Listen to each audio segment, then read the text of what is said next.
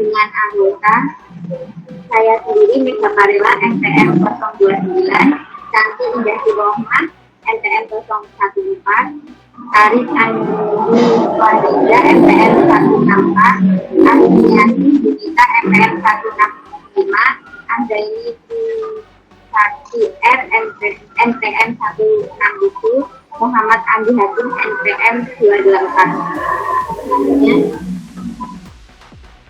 definisi sistem pengendalian internal meliputi struktur organisasi, metode, dan ukuran-ukuran yang dikoordinasikan untuk menjaga aset organisasi, mengecek ketelitian dan keandalan data akuntansi, mendorong efisiensi, dan mendorong kepatuhannya kebijakan manajemen.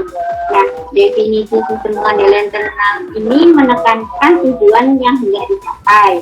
Nah, menurut tujuannya ini dibagi menjadi dua macam, yaitu pengendalian internal akuntansi dan pengendalian internal administratif. Pengendalian internal ini meliputi struktur organisasi, metode, ukuran-ukuran yang dikoordinasikan terutama untuk menjaga aset organisasi dan mengecek ketelitian dan kendala data akuntansi. Sedangkan pengendalian internal administratif meliputi struktur organisasi, metode, dan ukuran-ukuran yang dikoordinasikan terutama untuk mendorong efisiensi dan mendorong kepatuhannya kebijakan manajemen. Selanjutnya,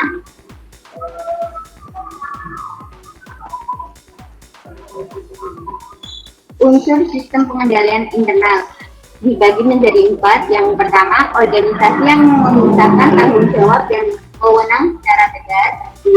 Sistem otoritas dan prosedur pencatatan. 3. Dan 4. Karyawan yang punya sesuai dengan tanggung jawab. Selanjutnya, yang pertama kan struktur organisasi yang memisahkan tanggung jawab fungsional secara tegas, yaitu kerangka pembagian tanggung jawab yang fungsional kepada unit-unit organisasi yang dibentuk untuk melaksanakan kegiatan-kegiatan pokok perusahaan. Nah, untuk melaksanakan kegiatan tersebut dibentuklah beberapa departemen seperti Departemen Produksi, Pemasaran, dan Keuangan. Kemudian departemen tersebut dibagi menjadi unit-unit organisasi yang lebih kecil untuk melaksanakan kegiatan tersebut. Pembagian tugas didasarkan pada prinsip seperti harus dipisahkan fungsi-fungsi operasi dan penyimpangan dari fungsi akuntansi, dan suatu fungsi tidak boleh diberi tanggung jawab penuh untuk melaksanakan semua tahap suatu transaksi. Selanjutnya, untuk melaksanakan transaksi pembelian dalam perusahaan itu ada 4 fungsi. Yang pertama, fungsi gudang, yaitu mengajukan permintaan pembelian dan penyimpanan barang yang telah diterima oleh institusi penerimaan. Yang kedua, fungsi pembelian, yaitu melaksanakan pemesanan barang kepada pemasok. Yang ketiga, fungsi penerimaan, yaitu menerima atau menolak barang yang diterima dari pemasok. Yang terakhir, fungsi akuntansi, yaitu mencetak keuangan yang timbul dari transaksi pembelian dalam kartu dan mencatat persediaan barang yang diterima dari pembelian dalam kartu persediaan. Selanjutnya,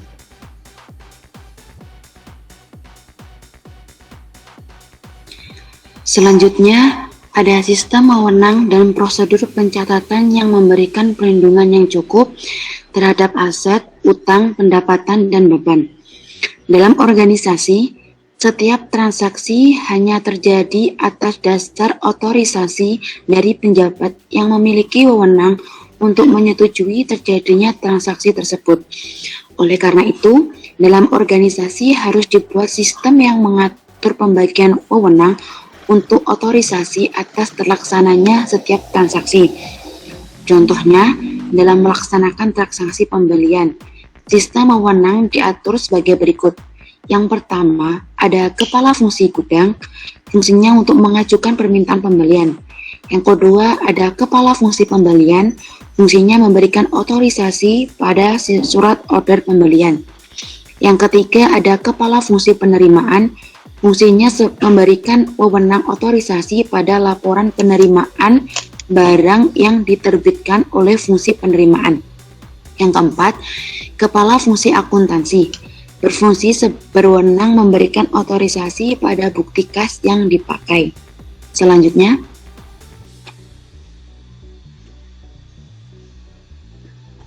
praktik yang sehat dalam melaksanakan tugas dan fungsi setiap unit.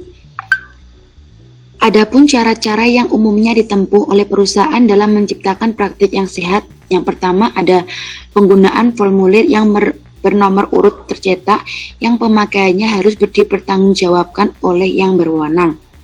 Yang kedua ada pemeriksaan mendadak. Pemeriksaan mendadak ini dilaksanakan tanpa pemberitahuan terlebih dahulu kepada pihak yang akan diperiksa dengan jadwal yang tidak teratur. Yang ketiga, setiap transaksi tidak boleh dilaksanakan dari awal sampai akhir oleh satu orang atau satu unit organisasi tanpa ada campur tangan dari orang atau unit organisasi lain. Karena setiap transaksi dilaksanakan dengan campur tangan pihak lain, sehingga terjadi internal check terhadap pelaksanaan tugas setiap unit organisasi yang terkait. Maka setiap unit organisasi akan melaksanakan praktik yang sehat dalam pelaksanaan tugasnya. Yang keempat ada perputaran jabatan. Perputaran jabatan diadakan secara rutin akan dapat menjaga independensi penjabat dalam melaksanakan tugasnya, sehingga persekongkolan di antara mereka dapat dihindari. Yang kelima ada keharusan pengambilan cuti bagi karyawan yang berhak. Karyawan kunci perusahaan diwajibkan mengambil cuti yang menjadi haknya. Selama cuti, jabatan karyawan yang bersangkutan digantikan untuk sementara oleh penjabat lain. Sehingga seandainya terjadi kecurangan dalam departemen yang bersangkutan, diharapkan dapat diungkap oleh penjabat yang menggantikan untuk sementara tersebut. Selanjutnya ada pencocokan fisik aset dengan catatannya. Untuk menjaga aset organisasi dan mengecek ketelitian dan kendala catatan akuntansinya, secara periodik harus diadakan pencocokan atau rekonsiliasi antara aset secara fisik dengan catatan akuntansi atas aset tersebut. Selanjutnya ada pembentukan unit yang bertugas mengecek efektivitas unsur-unsur internal. Unit organisasi ini disebut satuan pengawas intern atau staf pemeriksa intern. Selanjutnya,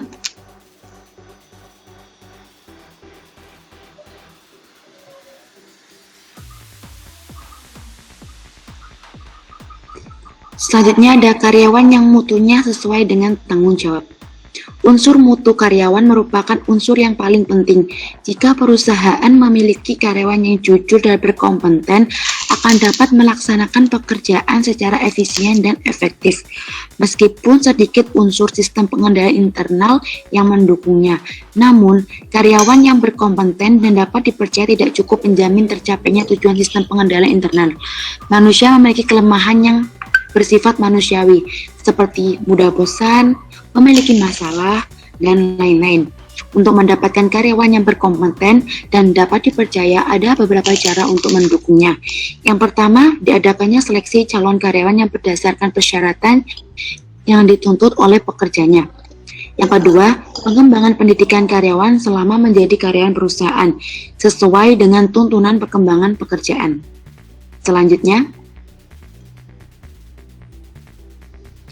dengan merancang unsur-unsur pengendalian internal dalam sistem pembelian transaksi yang mengubah utang, persediaan atau biaya akan dicatat dan disajikan dengan ketelitian karena berbagai fungsi intern dan didasarkan atas dokumen sumber dan dokumen pendukung yang dihasilkan melalui sistem otoritas yang telah diuraikan di atas. Pengendalian internal akuntansi tersebut menjamin 1.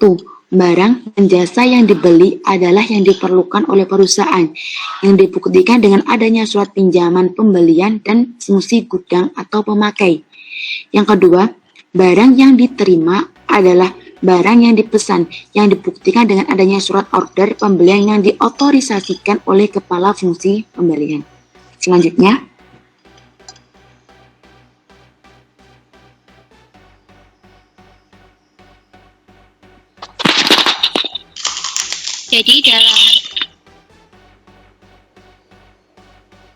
Jadi dalam pembahasan selanjutnya yaitu lingkungan pengendalian atau bisa disebut juga dengan control environment. Jadi dalam pengendalian lingkungan ini tuh dapat mencerminkan sikap dan tindakan para pemilik dan manajer perusahaan mengenai pentingnya pengendalian internal perusahaan. Nah, contohnya, apabila misalnya dalam suatu perusahaan seorang manajer puncak itu menganggap anggaran biaya itu digunakan sebagai hal biasa, hanya digunakan sebagai alat untuk memenuhi kebutuhan perusahaan, bukan sebagai alat manajemen yang digunakan untuk perencanaan dan pengendalian kegiatan perusahaan. Nah, hal ini itu akan menyebabkan para bawahannya seperti manajemen menengah dan karyawannya itu juga akan menganggap penganggaran biaya ini sama seperti yang dilakukan oleh manajemen puncaknya. Jadi mereka itu tidak serius dalam mengerjakan dan melaksanakan anggaran perusahaan ini. Jadi dapat disimpulkan bahwa kondisi lingkungan pengendalian ini itu memiliki dampak yang besar terhadap keseriusan pengendalian internal yang diterapkan dalam perusahaan. Lingkungan pengendalian sendiri itu memiliki 4 unsur. Yang pertama yaitu filosofi dan gaya perusahaan. Filosofi sendiri itu memiliki pengertian sebagai seperangkat keyakinan dasar yang mana hal ini tuh menjadi parameter bagi perusahaan dan karyawannya. Filosofi sendiri itu merupakan apa yang seharusnya dikerjakan dan apa yang seharusnya tidak dikerjakan oleh perusahaan. Oleh karena itu, filosofi itu harus dapat memberikan jawaban atas pertanyaan mengapa perusahaan dalam bisnis, bagaimana perusahaan melaksanakan bisnis, dan apa yang dilakukan dan apa yang seharusnya tidak dilakukan oleh perusahaan sebagai bisnis. Sedangkan gaya operasi sendiri yaitu mencerminkan ide manajer tentang bagaimana cara melakukan kegiatan operasi perusahaan. Jadi hal ini tuh tergantung sebagaimana pemikiran seorang manajer dan pendapat-pendapat pihak yang bersangkutan mengenai pembentukan gaya operasional perusahaan. Lalu unsur selanjutnya yaitu berfungsinya Dewan Komisaris dan Komite Audit. Jadi dalam perusahaan yang berbentuk perseroan terbatas, jika penunjukan akuntan publik ini dilakukan oleh manajer puncak, hal ini tuh akan menyebabkan penurunan nilai akuntan publik di mata para pemegang saham. Jadi maksudnya itu karena manajemen puncak kan pihak yang seharusnya dinilai kejujuran dan pertanggungjawabannya atas keuangannya oleh akuntan publik, tapi kok malah akuntan publik yang dipilih oleh manajemen puncak. Nah, jadi untuk menghindari hal ini sebaiknya penunjukan akuntan publik itu dapat dilakukan oleh Dewan Komisaris atau Komite Audit. Nah, dan juga beberapa tahun terakhir ini perusahaan-perusahaan di Amerika juga di Indonesia itu mulai banyak dilakukan pembentukan komite audit. Hal ini tuh ditujukan untuk memperkuat kewenangan dan independensi akuntan publik, juga untuk mengurangi berbagai masalah penyelewengan dan kelalaian yang dilakukan oleh para direksi dan dewan komisaris. Nah, fungsi komite audit ini ada juga yang secara langsung berdampak pada akuntan publik, seperti komite audit itu menunjuk akuntan publik untuk melaksanakan audit tahunan, menjarakan luas pemeriksaan, meminta komunikasi langsung dengan akuntan publik mengenai masalah-masalah yang ditemukan, menelaah laporan keuangan dan laporan akuntan pada saat audit selesai dilakukan. Sedangkan seorang akuntan publik sendiri itu juga harus mengkomunikasikan hasil pemeriksaannya kepada komite audit. Namun jika komite audit ini tidak dibentuk oleh suatu perusahaan, hal itu dapat dilaporkan ke Dewan Komisaris. Unsur selanjutnya yaitu metode pengendalian manajemen. Hal ini itu merupakan metode perencanaan dan pengendalian alokasi sumber daya perusahaan dengan tujuan untuk mencapai tujuan perusahaan. Unsur ini itu dilakukan melalui 4 tahap. Yang pertama yaitu penyusunan program rencana jangka panjang. Jadi hal ini itu merupakan proses pengambilan keputusan mengenai program yang dilakukan oleh perusahaan dan juga melakukan perkiraan tentang alokasi sumber daya ke setiap program yang bersangkutan. Sedangkan untuk rencana jangka panjang yang dituangkan dalam program tersebut, ini tuh akan memberikan arah kemana kegiatan perusahaan tersebut akan ditujukan untuk masa depan dalam jangka waktu yang panjang. Jadi intinya itu seperti planning kegiatan perusahaan untuk masa depan dengan jangka waktu yang panjang. Tahap kedua yaitu proses penyusunan anggaran. Jadi dalam hal ini tuh pada dasarnya untuk menetapkan peran-peran pihak-pihak yang berkepentingan dalam mencapai tujuan perusahaan. Jadi siapa yang harus mengerjakan program ini, siapa yang harus mengerjakan program itu. Juga ditetapkan pula sumber daya ekonomi apa aja yang harus digunakan oleh pihak-pihak yang bersangkutan. Tahap ketiga yaitu pelaksanaan dan pengukuran. Jadi setelah dilaksanakan 2 tahap sebelumnya dan setelah berbagai pihak berdiskusi dan akhirnya disepakati dan dapat dilakukan pelaksanaan dan pengukuran untuk menentukan apakah ada kekurangan maupun kelebihan setelah dilaksanakan program-program tersebut. Nah, setelahnya hasil dari 3 tahap tersebut dapat dilaporkan dan dilakukan analisis oleh manajemen. Unsur terakhir yaitu kesadaran pengendalian. Jadi kesadaran pengendalian ini dapat tercermin dari reaksi yang ditunjukkan oleh manajemen atas kelemahan pengendalian yang dilakukan. Maksudnya apabila ditemukan kelemahan atau error dalam pelaksanaan lingkungan pengendalian ini dan manajer itu sudah tahu apa yang salah atau apa yang error dari sistem ini dan manajer tersebut dapat dengan sigap langsung mengatasi error tersebut. Jadi dapat dikatakan bahwa manajemen tersebut sudah memiliki komitmen terhadap penciptaan pengendalian lingkungan yang baik.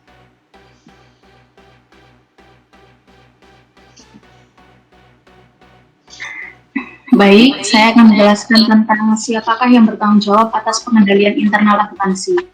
Dalam pelaksanaan pengendalian internal akuntansi tentunya muncul suatu pertanyaan, yakni siapakah yang bertanggung jawab atas sistem ini. Nah, saya akan menguraikan terlebih dahulu jika pengendalian internal akuntansi ini direncanakan dan diterapkan dengan baik dan benar oleh manajemen perusahaan, tentunya laporan keuangan yang disajikan kepada pihak yang terkait, pihak internal maupun eksternal perusahaan akan terjamin keabsahan dan ketelitiannya. Berbanding terbalik dengan apabila sistem pengendalian internal ini diterapkan dengan tidak baik, dengan buruk, tentunya laporan keuangan yang disajikan akan tidak dapat dijaminkan ketelitiannya.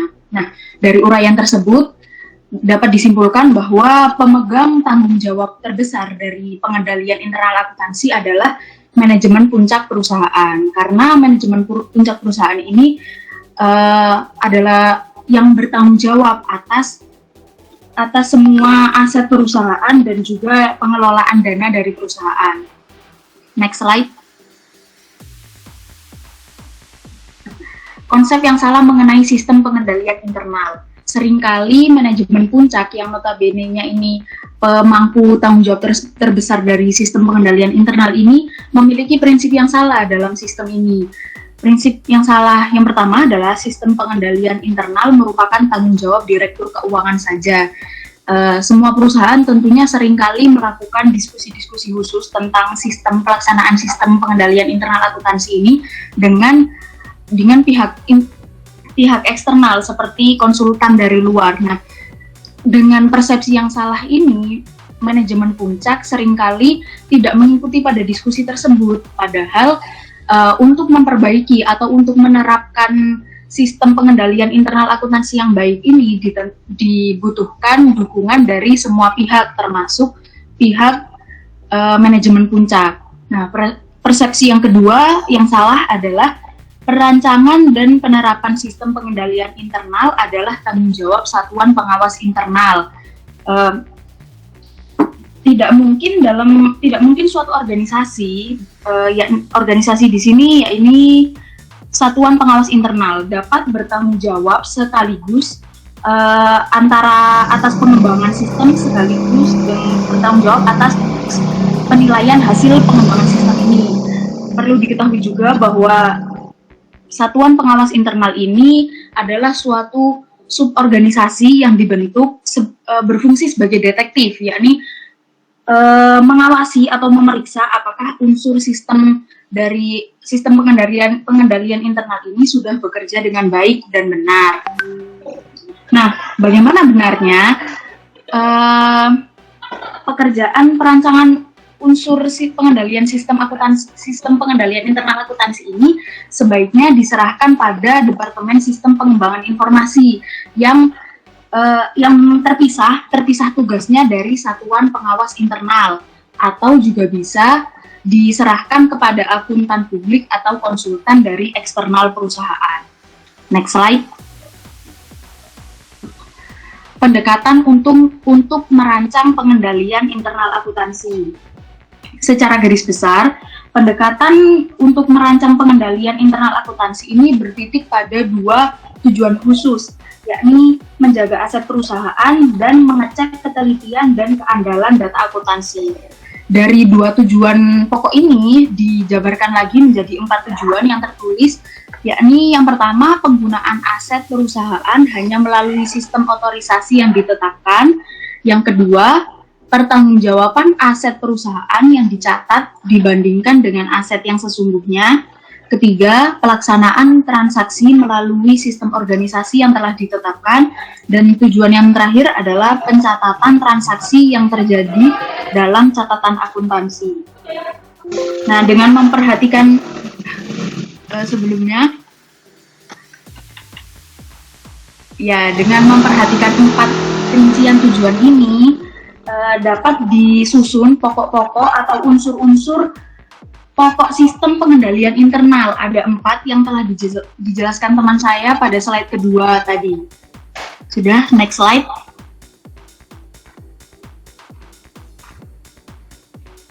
Kemudian selanjutnya, pengendalian internal akuntansi dalam lingkungan pengolahan data elektronik. Sistem pengendalian internal dalam perusahaan yang menggunakan manual sistem dalam akuntansinya lebih dititik beratkan pada orang yang melaksanakan sistem tersebut, atau dengan kata lain lebih berorientasi pada orangnya. Kemudian dalam sistem pembelian, pengendalian dititik beratkan pada orang yang bertanggung jawab dalam melaksanakan prosedur dan teknik pengendalian terhadap penjagaan aset dan pengecekan ketelitian dan keandalan data akuntansi. Kemudian jika komputer digunakan sebagai alat bantu pengolahan data, maka akan terjadi sebuah pergeseran dari sistem yang awalnya berorientasi pada orang ke sistem yang berorientasi pada komputer. Nah, perbedaan karakteristik pengendalian akuntansi dalam manual sistem dengan sistem pengolahan data elektronik adalah sebagai berikut. Next.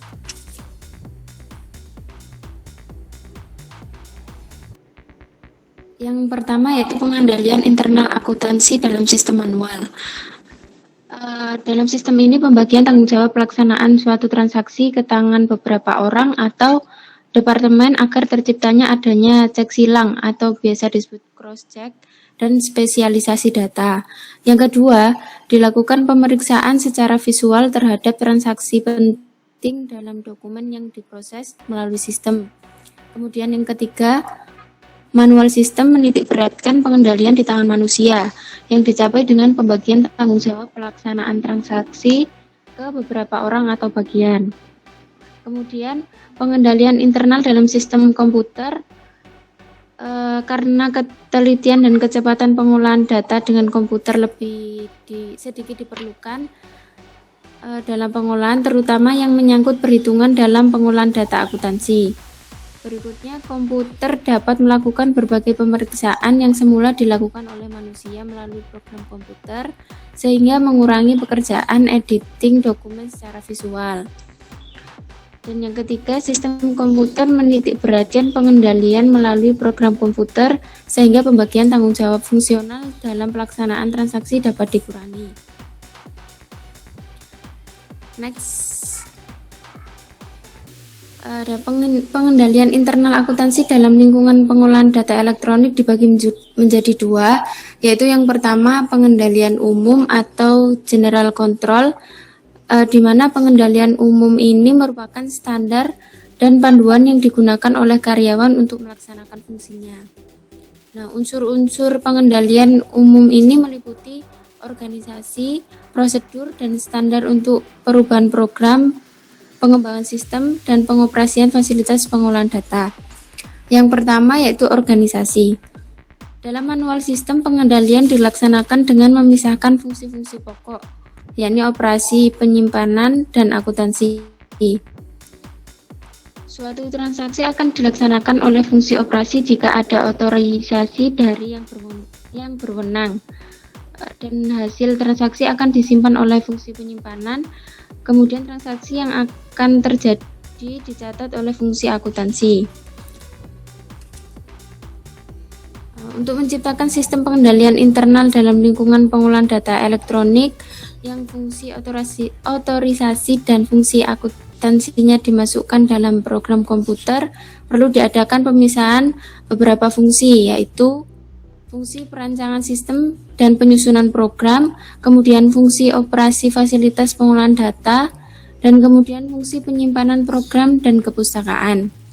Nah, di pemisahan ketiga fungsi tersebut harus dilakukan dalam lingkungan pengolahan data elektronik karena beberapa hal, yakni pemisahan ini akan menciptakan pengecekan silang atau cross-check terhadap ketelitian dan kepantasan perubahan yang dimasukkan dalam sistem.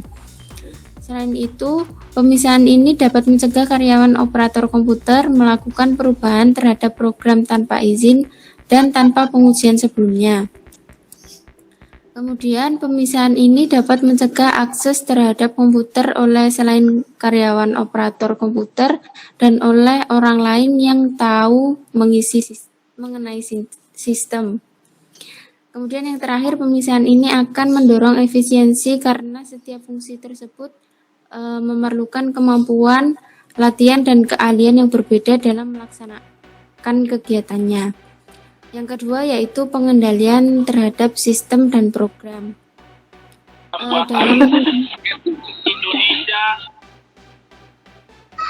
Dalam lingkungan pengolahan data elektronik, fungsi perancangan sistem dan program harus terpisah dari fungsi operasi fasilitas pengolahan data. Pengendalian umum yang bersangkutan dengan fungsi pengembangan sistem dan program meliputi prosedur penelaan dan pengesahan sistem baru, kemudian prosedur pengujian program, prosedur pengubahan program, serta dokumentasi. Kemudian yang ketiga yaitu pengendalian terhadap fasilitas pengolahan data. Fasilitas pengolahan data meliputi 4 bidang utama, yaitu operasi konversi data, operasi komputer, perpustakaan, dan fungsi pengendalian. Operasi komputer harus diawasi untuk menjamin keandalan data akuntansi yang diolah dan untuk memberikan perlindungan terhadap arsip data dan program dari kehilangan, kerusakan, atau pengubahan dan pengungkapan tanpa izin. Pengendalian terhadap operasi komputer dapat dilakukan di beberapa hal, yaitu yang pertama, akses terhadap ruang komputer hanya terbatas bagi karyawan tertentu saja. Kemudian, pengendalian terhadap penggunaan arsip yang disimpan dalam perpustakaan. Yang ketiga, pembuatan instruksi yang jelas mengenai pengubahan data dari dokumen sumber ke dalam bentuk yang dapat dibaca oleh komputer. Selanjutnya, prosedur dalam penyimpanan arsip di perpustakaan, kemudian penjagaan keamanan fisik terhadap arsip dan komputer, kemudian pembuatan prosedur rekonstruksi catatan, kemudian prosedur pembuatan arsip cadangan atau backup, dan yang terakhir yaitu password yang digunakan untuk mengatur wewenang penggunaan data yang disimpan dalam komputer. Nah, jika 3 bidang pokok yang bersangkutan dengan fasilitas pengolahan data seperti yang telah dijelaskan, maka fungsi pengendalian dapat dibagi menjadi 2, yaitu fungsi pengawas internal dan juga fungsi pengawas eksternal. Nah, fungsi pengawas internal dilaksanakan oleh bagian grup pengawas dalam suatu departemen pengolahan data elektronik yang mencakup beberapa hal. Yang pertama yaitu mengawasi tahap pengolahan data sejak diterima dari pemakai sampai dengan saat dikirimnya informasi kepada pemakai tersebut. Kemudian yang kedua, bertindak sebagai penghubung antara Departemen Pengolahan Elektronik dengan para pemakai. Kemudian yang ketiga, mencakup input kontrol total dalam kontrol log untuk dicocokkan dengan total yang dihitung oleh komputer. Yang keempat, mengawasi kesalahan-kesalahan yang ditolak oleh komputer untuk menjamin bahwa semua kesalahan telah dikoreksi dan hasil koreksinya telah dimasukkan ke dalam sistem komputer. Kemudian yang kelima, menjamin bahwa laporan yang merupakan keluaran Departemen Pengolahan Data Elektronik dapat disajikan pada waktu dan didistribusikan kepada manajer yang berhak menerimanya.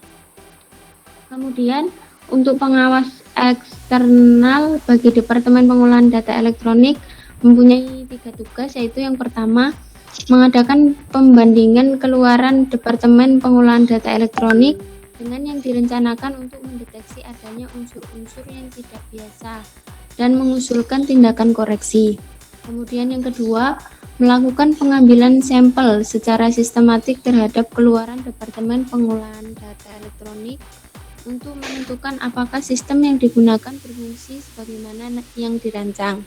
Dan yang terakhir, menangani pertanyaan, permintaan, dan kritik dari pemakai mengenai keluaran Departemen Pengolahan Data Elektronik sebagai sebuah umpan balik bagi perancang sistem dan pembuat program. Next. Iya, selanjutnya ada pengendalian aplikasi. Pengendalian aplikasi ini dirancang untuk memenuhi persyaratan pengendalian khusus setiap aplikasi. Next. Nah, pengendalian aplikasi ini memiliki beberapa tujuan. Tujuan itu sebagai berikut ini. Yang pertama, menjamin bahwa semua transaksi yang telah diotorisasi telah diproses sekali saja secara lengkap. Yang kedua, menjamin bahwa data transaksi lengkap dan teliti. Yang ketiga, menjamin bahwa pengolahan data transaksi benar dan sesuai dengan keadaan. Yang keempat, menjamin bahwa aplikasi dapat terus-menerus berfungsi. Next. Nah, selanjutnya ini ada pengendalian preventif. Pengendalian preventif bertindak sebagai petunjuk untuk membantu sesuatu yang seharusnya terjadi. Pengendalian ini sangat diperlukan dalam pengolahan data elektronik. Unsur umumnya pengendalian preventif dilaksanakan sebelum data masuk ke dalam program komputer. Next.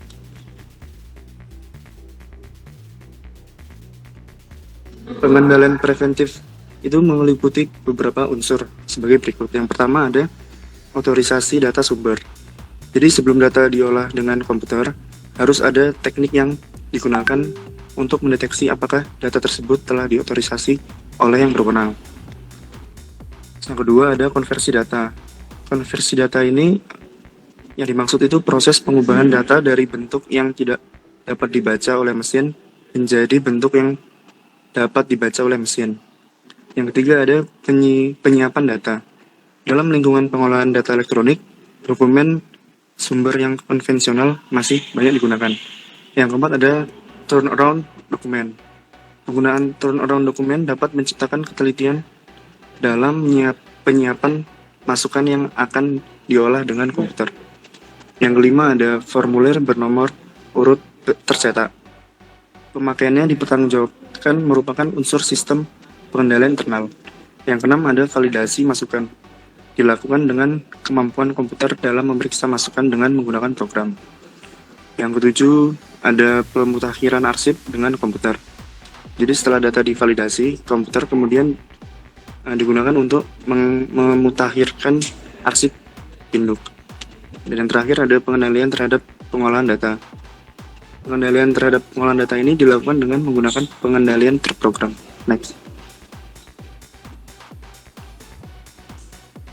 Selanjutnya ada pengendalian detektif. Pengendalian detektif akan memberi petunjuk di mana letak terjadinya masalah. Cara lain untuk menjamin bahwa penggiriman data adalah dengan mencatat kontrol total dalam suatu kontrol log yang memungkinkan data elektronik dapat merekonsiliasi input kontrol dengan kontrol total yang dihasilkan dari pengolahan komputer. Kontrol total ini biasanya dihitung dari batch data masukan. Kontrol total ini dihitung secara manual sebelum pengolahan data dilaksanakan dan kemudian dimasukkan sebagai masukan dalam tahap pengolahan komputer. Ketelitian penyusunan program dapat terjamin jika diadakan dokumentasi program yang memadai secara ekstensif. Ya, sekian dari presentasi kelompok kami. Bila ada kesalahan kami mohon maaf. Selanjutnya langsung ke sesi tanya jawab.